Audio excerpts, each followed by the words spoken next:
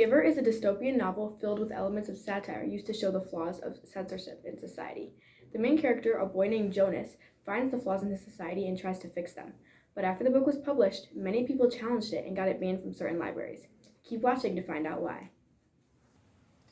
I am here with the book, The Giver itself. Would you tell us about you, please?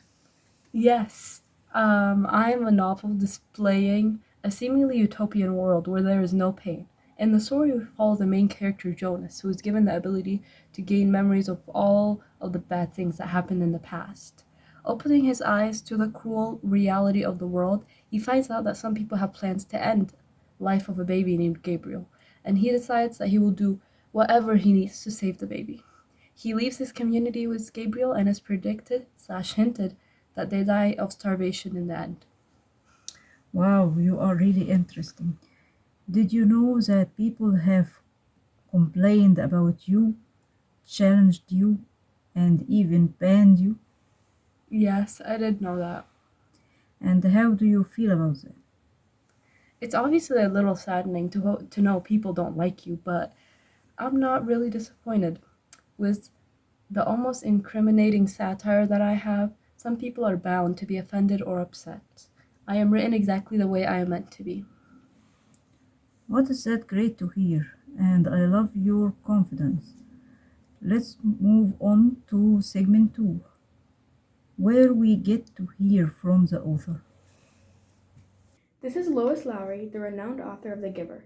Lois, tell us a little bit about yourself. Thank you. My name is Lois Lowry. I was born in Hawaii in 1937. I have won 2 Newbery medals, one of which was for The Giver, which I wrote and published in 1993. That's actually. amazing. Would you like to tell us about the meanings behind this book? Yes. The satire behind The Giver has a central theme of showing that trying to get rid of all the things that come and cause sadness will result in removing all emotion. I removed memories of war, sadness from the townspeople's minds. But in doing so, I had removed color and happy things too, because emotions comes with ups and downs.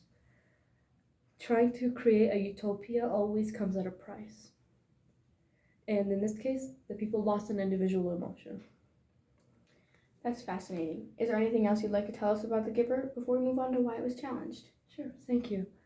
When I wrote The Giver, I knew that some people wouldn't agree with it. In order to get the hard points across that are often arise in these satirical pieces, you must have to put some hard things into the stories. I never intended to be mean to people, but satire offends some people, and it isn't surprising that they challenge it. To me, though, it just shows that I did my job well. Thank you so much, Lois. Let's move on to segment 3, where we'll be talking to one of the parents who challenged The Giver. Go. Thank you. Why did you choose to have your students read this book in the beginning? Well, think about it. How will these memories shape our lives in the future? What extent will the government go to protect? Sorry, can I start over? Yeah. Okay. Well, think about it. How will these memories shape our lives in the future? What extent will the government go to protect its people?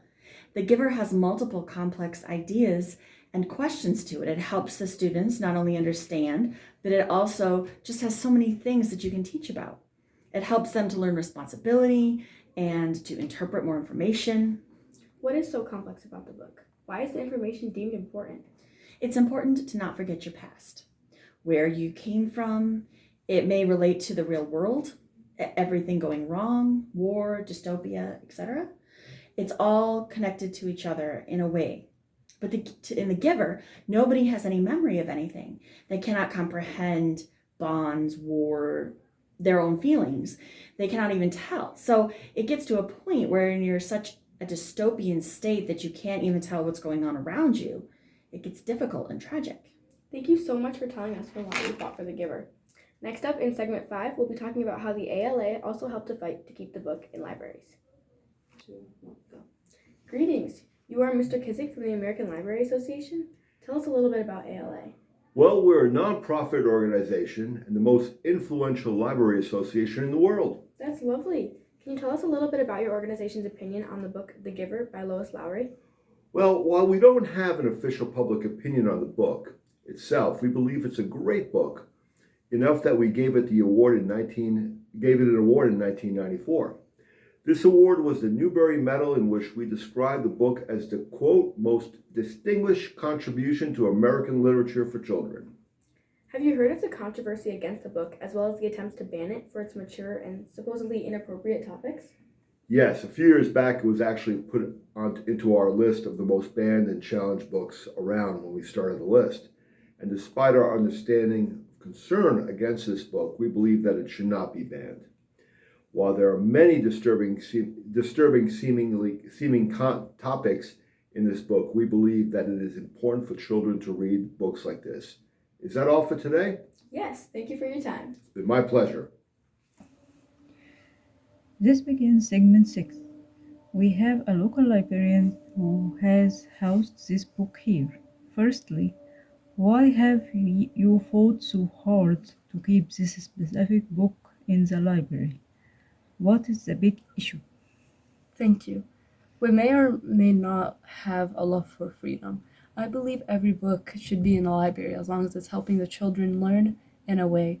All books can help a child in ways like having a larger vocabulary and get better at writing along the way. Books help everyone. It's not just kids. It helps learners expand their knowledge.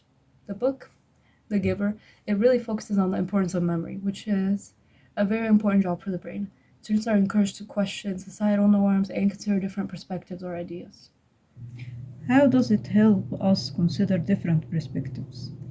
We, as humans, are very diverse with many different lives and backgrounds. In order to manage as a society, we need to accept and work around each other. The Giver shows us a different perspective of a world while it might seem perfect, is flawed. In other words, it introduces us to the pros and cons of a utopia. Thank you so much. The Giver has been challenged numerous times, but as you all saw, it is necessary for our society to be connected with books like The Giver. Thank you.